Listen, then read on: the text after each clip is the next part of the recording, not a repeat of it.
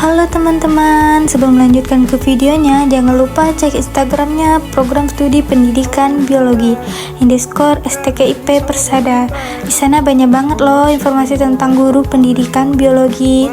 Nah, bagi mahasiswa baru bingung mau kuliah di mana, mari bergabung bersama kami di Program Studi Pendidikan Biologi STKIP Persada Katulistiwa Sintang. Segera daftarkan dirimu dengan cara mengisi formulir pendaftaran melalui link di bawah sini.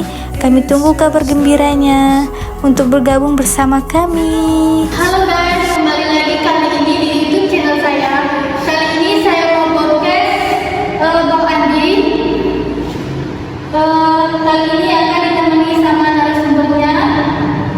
Langsung saja kita sambut Abang Andi Winata. Silakan tepuk tangannya.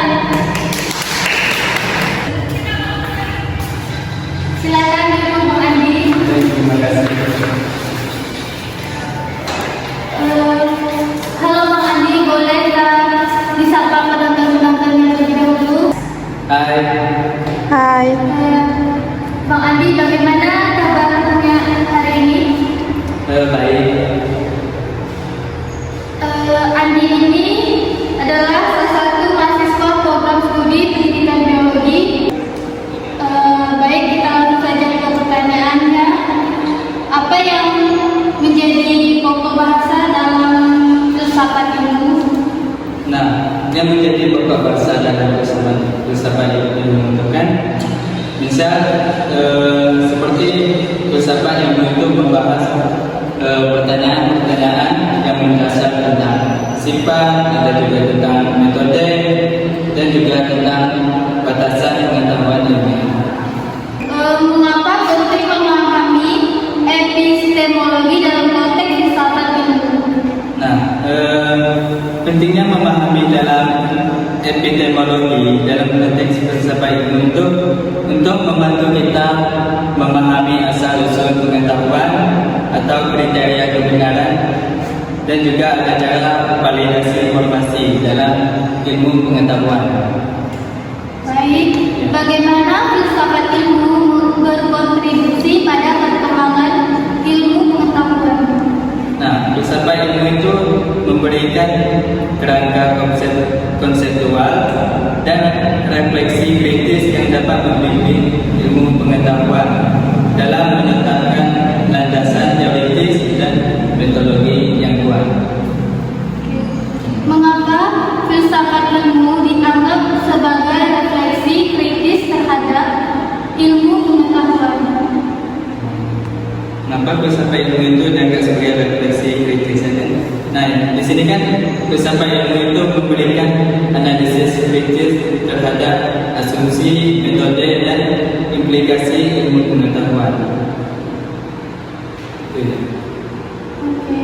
Bagaimana epistemologi berhubungan dengan filsafat ilmu?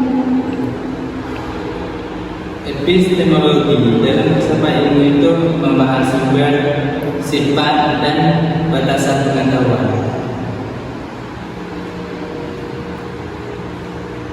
Apa peran paradigma dalam pembentukan ilmu pengetahuan? Perannya yaitu membentuk kerangka pandang dan metodologi yang memandu ilmuwan dalam penelitiannya dan fenomena dan pemahaman fenomena. Apa yang dimaksud dengan positivisme dalam filsafat ilmu? Maksud positivisme itu dalam filsafat ilmu itu, positivisme itu menekankan observasi empiris dan fakta terverifikasi sebagai dasar utama pengetahuan. Oke. Apa perbedaan antara deduksi dan induksi dalam metode ilmiah?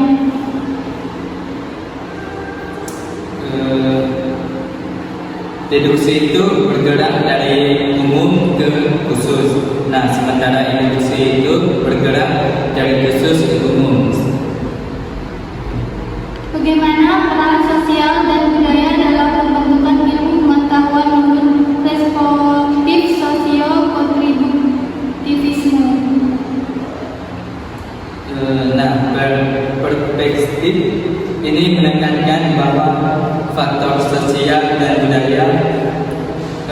mempengaruhi pembentukan pengetahuan dan kebenaran. Bagaimana interaksi antara ilmu pengetahuan dan agama dapat dianalisis dari sudut pandang filsafat ilmu? Nah, filsafat ilmu itu membantu kita dalam memahami hubungan seperti kompleks antara ilmu pengetahuan dan seperti keyakinan agama. Apa arti dari teori dan konteks ilmu pengetahuan? Nah, arti teori ini kan, teori adalah kerangka konseptual yang menjelaskan fenomena dan memberikan landasan bagi pemahaman ilmiah. Bagaimana konsep pseudo-sains berhubungan dengan ilmu filsafat? Nah, pseudo-sains itu kan berhubungan dengan filsafat ilmu itu untuk merujuk kepada keyakinan atau klaim yang tidak didukung oleh metode ilmiah yang valid. Seperti itu. Apa peran observasi dalam metode ilmiah? Peran observasi dalam metode ilmiah itu kan, misalnya kausalitas menunjukkan hubungan sebab akibat, sementara korelasi hanya menunjukkan hubungan statistik antara dua variabel. Apa konsep determinisme dalam filsafat ilmu? Nah, konsep determinisme itu di dalam filsafat ilmu itu seperti determinisme itu menyatakan bahwa setiap kejadian ditentukan oleh faktor-faktor sebelumnya tanpa adanya kebetulan. Mungkin itu saja dari podcast kami. Untuk Bang Andi, makasih waktunya sudah disempatkan dan sudah menjadi narasumber saya.